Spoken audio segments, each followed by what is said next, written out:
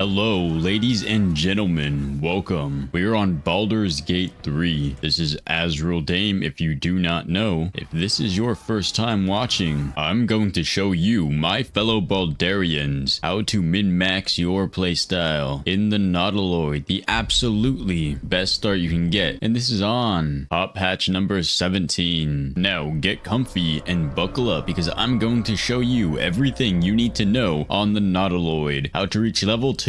How to get the Everflame sword from Commander Zhalk, how to kill his fucking Cambion slaves, and how to get the fuck out of Dodge, as well as more. Stay tuned. And because I wanted to provide you guys with the best experience possible, I went ahead and played this many times over and over and over again. I played on Tactician about 10 times now, as well as Honor Mode. I failed, and I've tried, and I failed again, and I finally completed it on Honor Mode as well, so I have remade this video entirely just to show this on Honor Mode instead. So I will go through and show you everything you need to know, from creating your character to gathering all the loot in the dungeon to killing all the enemies and obtaining all the experience to obtaining all of the items and everything you need to go ahead and do all your objectives, and I will explain to you what each dialogue means in this video. And let's get it. So since I'm a fucking masochist, we're gonna go ahead and play on Honor Mode. Kicking things off in the character creator. So for my character, I'm just going to simply play the Dark Urge since that is what I'm interested in. I'm going as a half elf as well as the half elf type that uses the 1.5 extra movement speed. And now this is important. Your class, you are going to play the Bard. Your 2 spell cantrips will be both Vicious Mockery and Mage Hand. Spell number 1, Bane. Spell number 2, Fairy Fire. Spell number 3, we are going with Longstrider. And finally, spell number 4, we are going with Dissonant Whispers. The loot is literally the song of the Giga Chad. From here, go ahead and create your character however you may want him or her. Create your guardian and venture forth into the unknown,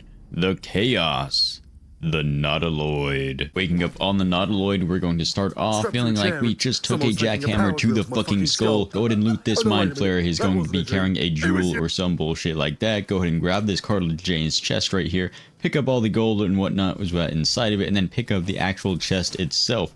From here, you're going to go over right on here to this little dining table, if you will. And on this table, we will find a onyx. Go ahead and run over here on the opposite side and pick up this onyx. After you have grabbed that onyx, right down here through this hallway, right on the adjacent side from where you found that last chest, you're going to find another cartilageous chest. Go ahead and open up it and take up that chest into your inventory as well. Now, if you wanted to make it a little bit faster getting down there, you can go ahead and jump right here. Head on through this sphincter, and to your right, you will find a goblin up on a operation table. Go ahead and loot him. He's usually carrying some gold. For now, ignore this piece on our left. We're going to go right down here, and we're going to meet Lae'zel. Speaking with Lae'zel and ending her dialogue will get us into our first encounter with these imps right here. Now, you do want to go ahead and check this mind flayer and make sure you do have a potion of speed. This potion of speed will help us contain victory over Commander Zhalk and his Cambions. So if you do not get this potion of speed, you might just want to go ahead and delete this save and make a new one real quick while we're at the start. Now, this potion of speed gains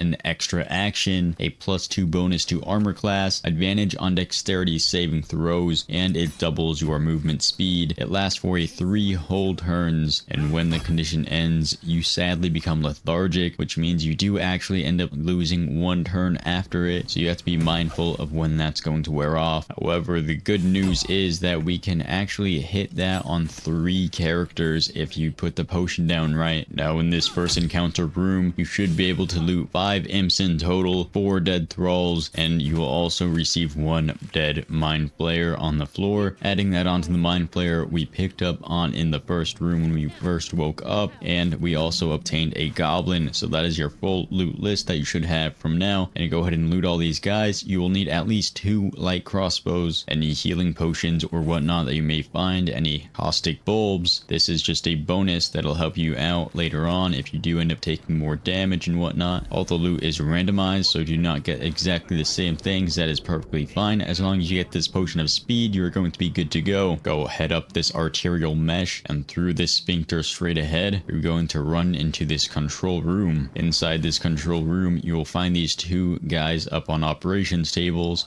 Don't worry about the console, you can just go ahead and run up and kill these guys. They will each yield 10 experience points for a total of 20 for offing both of them. Now I suggest leaving them on the table and not pressing any of the buttons. If you do decide to press a button and insta-kill them, you will not get the experience. If you do decide to press the button that makes them attack you, well then it just drains your HP. So there you go. Now if for whatever reason you did want to go ahead and kill Shadowheart early on to steal her artifact or whatever it may be, if you're playing with other friends, do not need her in your party. All you're going to do is take a light crossbow and you're going to shoot at this brine bulb above Shadowheart's cage, and once that falls down, it'll fall on top of her pod, and over time it will slowly tick, and once she dies you can go ahead and pick up that artifact for yourself. However, killing Shadowheart will not yield you with any extra EXP, so just be aware of that. Here onto this desk, pick up this burnished necklace. It is worth quite a lot of gold, and you can pick up this little chest here. And now this guy, our Intellect Devourer, you're going to want to kill this guy off. We're going to use this guy as an extra source of experience. There we go. Lae'zel got the last hit on him for another 10 experience as well. Now head on through this sphincter, and right on the other side you'll find a dead thrall with a gold key. That key will open up the chest we just picked up. Go ahead and take all the loot out of that chest. Now if you go into this room and you do decide to push this button,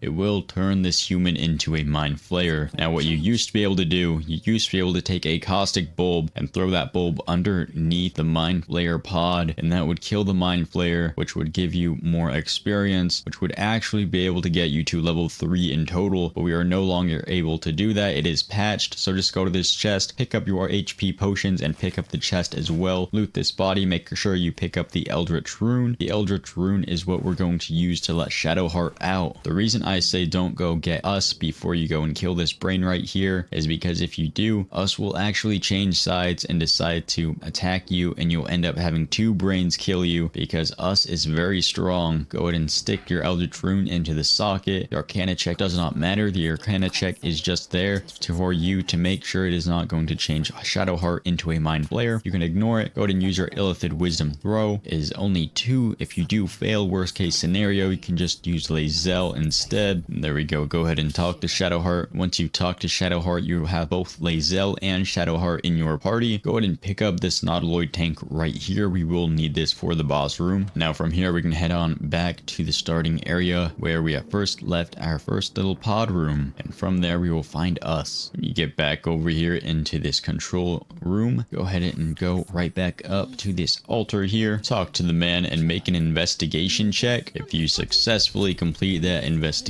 check, you'll get what's called a medicine check, and now you will have advantage on this medicine check. You'll have 2 dice, and if you're using the bard, you'll have your +2 medicine proficiency that I did not change. It is a very easy throw to make. Should you fail, however, though, you can use Shadowheart or you can use Lae'zel alternatively to do the same thing, so you technically get 3 tries to go ahead and get us in total. Once you succeed, you can go ahead and spare the creature. He is going to help us out quite a lot. He'll tell us to go to the helm, and that is where we will go. Back toward the helm, you can go ahead and click on this restoration pod before going into the room. If your party did happen to take damage, that'll get you back up to full. Head on through the sphincter, and once you're in the sphincter and you start heading up a little ways, Lae'zel and Shadowheart will actually start and try talking to you. Go ahead and speak with them, and then you will get an autosave. Now after this autosave, we're going to do a few things. First, we're going to go to Lae'zel, and we're going to put a light crossbow on her. Secondly, we're going to go to Shadowheart, and same thing, you're going to put a light crossbow on her as well. Then you're going to go to her spells, and you're going to prepare the spells Command and Bless. Those are the only 2 spells you need. You only have 2 spell slots you can use in this battle. Now you're going to cast Mage Hand with both yourself and Mage Hand on Lae'zel. After you've done that, you're quickly going to go to Shadowheart, and you're going to click Bless on all 3 of your party members, and then very quickly you're going to tap on the restoration pod. That will reset your spell slots, and then you're going to run through the sphincter as fast as possible, and you should have about 8 or 9 bless remaining. Now if you can have Commander Zhalk miss one of his hits right here, it'll work wonders for you later on. If not, is okay, you can make up for it. However, it will make things slightly more difficult. Now I'm not going through all of the moves and little minorities to show you guys every move you're going to do. We're all going to have different rolls, different damage rolls, and some of us are going to miss, some of us are going to crit. So here's the main points you're going to do in here. You're going to take all of your starting party members at first, and this little fire off to your right here. You're going to dip all of your ranged crossbows into this fire, and that'll give you an extra burn damage. You're going to take out these little minions, and you can also use your little hands to throw the dead bodies, the small ones that are on the ground, at the larger ones, as well as just throwing the actual imps, and just throw them like in random places on the ground. It will do quite a bit of damage to them. It's basically like having a small free character. Now the main points are here. You're going to want to pick up these 2 Nautiloid tanks on the left here, and this one in the center. Now take one of your mage hands, and you're going to go ahead and fly up onto this spot right here, this little desk, and you'll find some mucoid shells, about 3 of them there should be, as well as a void bulb and a caustic bulb as well. You're going to move them all into this spot right here, and then you'll be able to move them once again up onto this chair right here. After you've moved them all to here, you're going to go ahead and fly back down in the little middle area, give yourself some room, and then you can go ahead and move them once again. And from here, you're going to start moving all of these items back over to your party so Shadowheart can pick them up. Now, once you have gathered all the caustic bulbs and void bulbs off of these 3 desks, the one to the right of the room as soon as you come in with your mage hand, as well as the left and right sides further up before you spawn these 3 adds here. With these 3 adds, you're going to take them out with your mage hands as well as Shadowheart, because Shadowheart does not do enough damage to Commander Zhalk for it to actually matter. Meanwhile, all of your other party members are going to focus damage on Commander Zhalk. However, be careful not to do so much damage to him that it prematurely turns the Mind Flayer against your party. You do want to hold him out long enough that the Cambions spawn, and you can put the Cambions onto the Mind Flayer to distract as aggro, but also do not let the Mind Flayer die. If you do see that he's getting low, you can throw healing potions at him to help keep him alive. Now, if you are having trouble getting Commander Zhalk down to a viable amount of HP, you're going to take Lae'zel and bring her between both the Mind Flayer and Commander Zhalk. You're going to hit Commander Zhalk once. It's going to be about a 50% chance to hit, which hopefully you hit, and then you're actually going to push the Mind Flayer away from Commander Zhalk out of his range. The reason being, when it becomes Commander Zhalk's turn, he's going to have to target the Mind Flayer because that is what he's programmed to do. So he's going to ignore your party, which means you will get opportunity attacks against him. Now, at about the 10 wave mark, you're going to want Commander Zhalk to be equal to or even slightly less than the Mind Flayer's HP. Theoretically, the Mind Flayer should have about 50 HP, and you want Commander Zhalk to be at about 30 would be a nice number. The reason being, at about wave 10, his 2 Cambions are going to start going ahead and running into the room. When they do run into the room and they gather, you're going to try and trap both the 2 Cambions, Commander Zhalk, and the Mind Flayer with Fairy Fire. Just keep on kiting the Cambions back, and with your character, keep using Vicious Mockery. That will help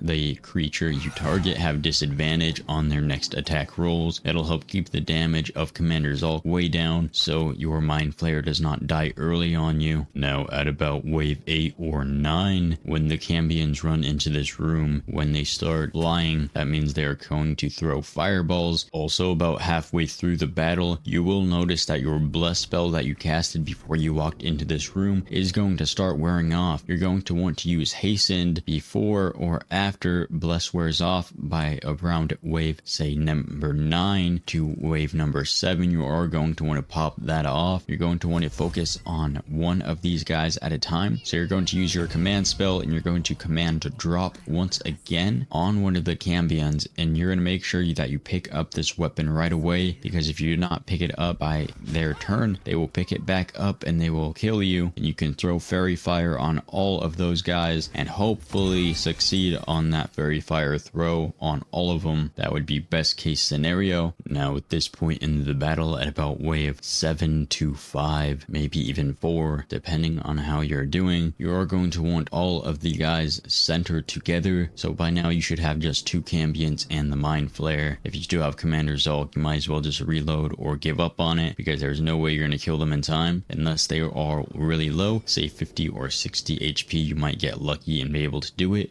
But once you have them all grouped up, you're going to take these 4 Nautiloid tanks, and once those 4 are down, you're also going to throw at least one caustic bulb into the center of that. And you're also going to throw a void bulb in the center as well. At least one of those works beautifully. The void bulb will help pull everybody back in, and you're also going to get a burn effect dealing 1d4 fire damage on a 1-tick turn basis. If they do happen to not have the fire effect for whatever reason, if they save on the fire, you can actually go ahead and push them into the fire and they will take extra damage. You shouldn't really have a problem from this point forward. You should have your fairy fire buff that's giving you advantage. You should be about 75% with advantage now, so you should be dealing decent damage, and Lae'zel should be able to come in and finish those guys off in at least 1 or 2 hits. They are level 4 enemies and you are killing them while you're level 1, which is a huge level gap, so it's nice to be rewarded.